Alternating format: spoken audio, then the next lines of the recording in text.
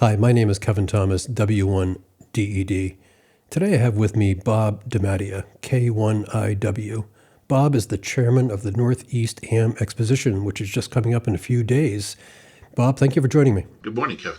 So, Northeast HamXposition, tell me about the background, the history of that event. The Northeast HamXposition was a rebranding. It was originally called Boxborough, and that was because it was in the town of Boxborough every year. It actually had been in Boxborough since the early 70s at the same hotel under varying different owners of the hotel. And in the late 2010s, we started having issues with parking. The hotel's parking lot itself is not large enough for the convention, so they used to there was an office building adjacent to the hotel that used to let us use the parking lot, and it was just sort of always a given. And in the last few years, we had to really fight to get the parking lot, and at this point, we were just kind of tired of it. So we started looking around. We surveyed 4 or 5 other places in the area, and we moved it to the Best Western Marlboro, which is where it is now, and that has ample parking for what we need. And as an advantage of that, and we didn't really realize it at the time, the new hotel has a lot more conference rooms, so it really allowed us to expand our forum schedule and provide a lot more activities. Well, I've got to expect that Marlboro is also more central for a lot of your participants. It's just an easy place to get to immediately off the highway. They were both off the highway. Probably for Rhode Island, it saves people 20 minutes. For Maine, it adds 20 minutes. So we weren't trying to move it too much further away. We're just New England, so we're supposed to cover Connecticut, Rhode Island, the 6 states. And so Massachusetts is kind of in the population center anyways. And what is now called the Northeast HamXposition has been the largest ham fest in New England. I believe last year it had somewhere around 1,400 attendees. This year you're hoping for somewhere around 2,000. That's correct. We used to get close to 2,000 every year, and then 2020 happened, and there was zero attendance in 2020. But when it came back in 21, 22, it was a little smaller, and it's 22 and 23 were about the same, but from our advanced ticket sales, it looks like we're going to do a lot better this year. So before we get into the HamXposition itself, I'm just curious how you got involved and why you wanted to take on such a major undertaking. When I first heard about it in the early 2000s, I didn't like their website very much, and I asked them if they'd like somebody to do some work on their website, and they said sure. And every year it seems like I got a little bit more to do, and to the point where this year I'm the chairman anyways. We alternate between myself and K1IW Mike. He's the other chairman. We alternate a year. At the time I first got involved, it was every 2 years. Now that it's every year, we sort of want to split up the pain a little bit. And how many volunteers are involved with making this thing happen? So we greatly expanded that this year. The pre-convention volunteers, the ones that get all the stuff going. We used to have 8 to 10 people involved. We have more like 30 this year. We really broke out some of the tasks into new committees and had people find people to fill in. So we have probably 7 people just doing the marketing this year, and 3 people managing all the speakers and getting the program into schedule, whereas before that was 1 person. On the day of the event, we need people for processing tickets, ushers for the events at night to make sure people attend and find their seats, that kind of thing. And that team will probably be around 40 people that will come on either on Thursday for setup or to manage some of the activities on Friday, Saturday, and Sunday. Pre-COVID, it was probably more like 60 or 70. So again, we're seeing a lot less activity this year. It makes it a little harder, but we'll get through it. So why do you think the volunteer base hasn't bounced back? I wish I could tell you that.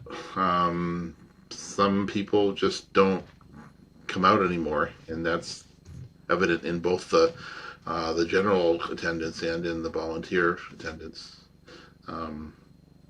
It seemed like the change of venue happened at the same time that the COVID. So our first year was supposed to be 2020 at the new venue, and that unfortunately did not occur. So we did have a convention in 2021 at the new venue, but it's difficult to say how much is the venue and how much is just COVID recovery. So, Bob, let's get into the reasons why somebody would want to attend. And I mean, the obvious are to see friends from over the years and get together and socialize. But I believe you have upwards of 10 presentation rooms, many speakers, a mini contest university, obviously a flea market, over 30 vendors attending.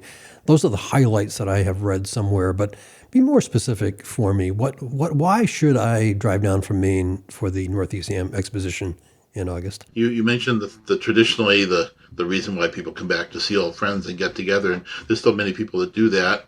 As the population gets older, there's less friends to meet, and we need to bring in some younger people. So one part of our convention that's always been a little better than I think other conventions, and certainly more than, I wouldn't say better than, but more than just a flea market, is the convention program. And that brings in people that want to learn more about the hobby, so maybe they're new to the hobby and don't know certain things, or people that have been in the hobby for a long time that want to learn from new areas. So it's an educational experience. But if you want to come to look at the new products out of some vendors and maybe find some antique stuff in the flea market, those reasons are still there as well. In addition to that, we have a youth program for mostly, I'd say, ages 6 to 16. There's activities geared toward them, learning experiences, hands-on things such as soldering skills. So it depends on your place in life if that is good for you or not. But certainly we would try to cover every age from 6 to 86, so that there's always a reason to come. So tell me more about the mini contest university. Obviously, the contest university that DX Engineering sponsors and Tim Duffy chairs in Dayton is hugely popular. And I was interested to read that you're going to have a smaller version of that in Marlboro this year. Yes, that's the contest university that is Tim Duffy's Contest University in a mini format. I believe it's shorter, but it still covers all the topics. And he was, I should say, we asked him, and he was pleased to come and help us out this year with a new activity. So we're seeing how that's going to sign up and see how many people come to that. That's part of our larger Friday program, which is the Friday, the convention we advertise it as Thursday, Friday, Saturday, Sunday. So Saturday and Sunday are more your typical 50-minute type seminars. A few of them are a little longer, but they're the short format. On Friday is more of a more detailed CTU. There's another internet-based program, so which he's just a part of that big program, and it shouldn't be much different than the contest university that you see in the full-blown one at Dayton, but it's a little bit a shorter format. And Bob, can you give us an idea of who will be presenting at the contest university? Who are the ham radio operators? Okay, we have about a half dozen presenters. Doug Grant, K1DG, is going to do the introduction along with Tim Duffy. Randy Thompson, K5ZD, is going to do a section on getting started in contesting. Paul Young, K1XM, is doing station setup. Mark Pride, K1RX with antennas. John Dorr, K1AR with contest operating strategy. Jerry Hull, remote operating.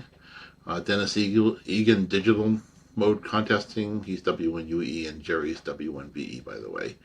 And it wraps up at the end of the day with choosing the best radio for contesting with Rob Sherwood, NC0B. Sounds like a stellar lineup. And then beyond contesting, what are some of the topics that might be covered over the weekend? Okay, so the other Friday, more in-depth topics. We have a thing by Rory Griffin on WinLink workshop.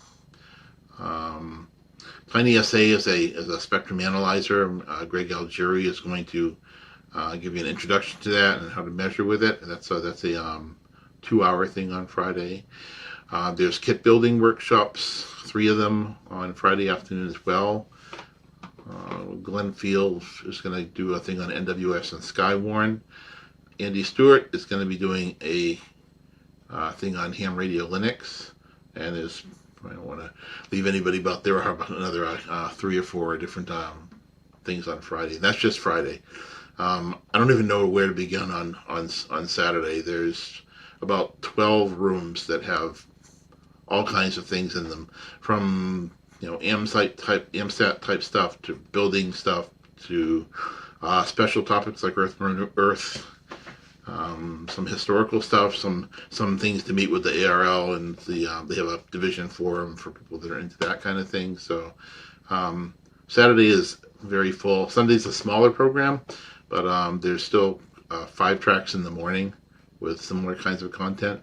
I would say to go to registration.hamexposition.org/schedule, and you can see the whole thing. And Bob, tell me about the banquets. I believe one is going to be DX, maybe contest centric, but tell me more. Okay, so there are two dinners. They're both plated dinners on Friday, and each one has a keynote speaker with it. On Friday, Yuri Onipko, VE3DZ, and he is a well-known contester. He's going to be talking about his experiences as a contester over the years.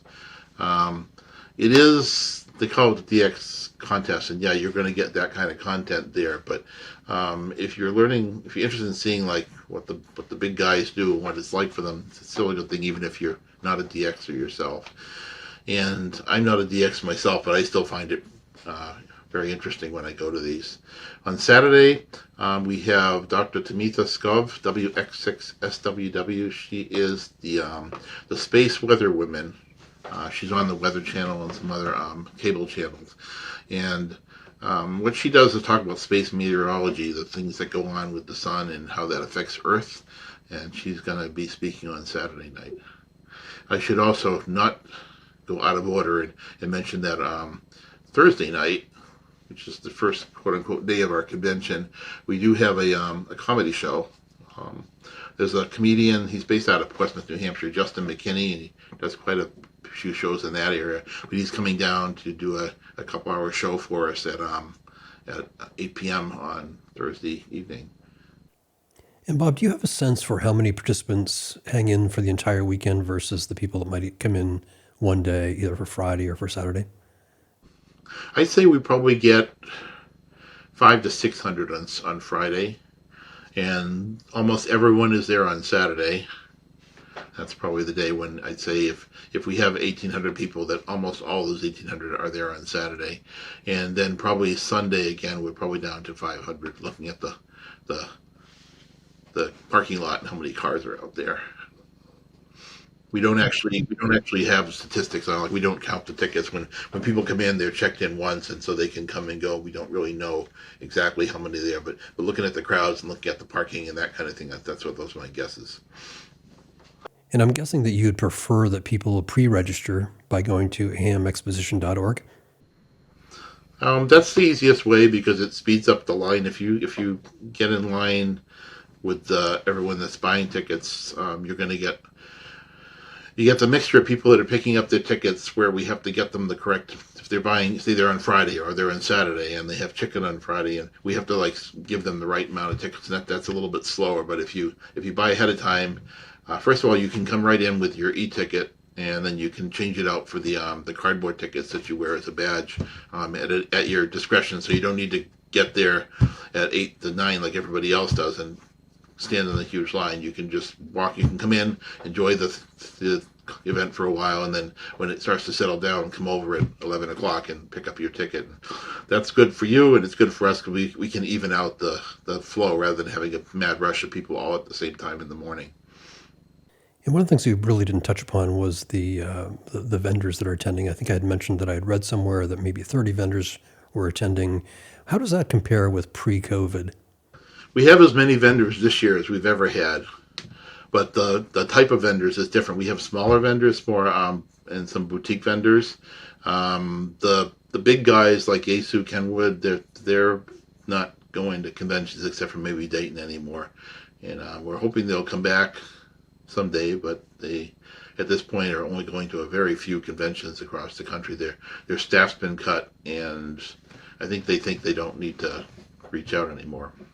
Bob, are there any final things you'd like to say about the Ham Exposition before we wrap up? No, I think if you've come before, a lot of people. We have a lot of repeat people that come back, and we're hoping we'll find a few more that'll become repeat customers. Like I said, it's a good time.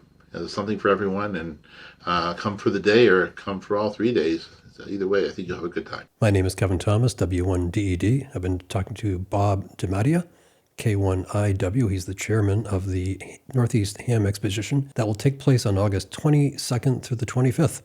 Please go to hamexposition.org and buy your tickets. Thank you.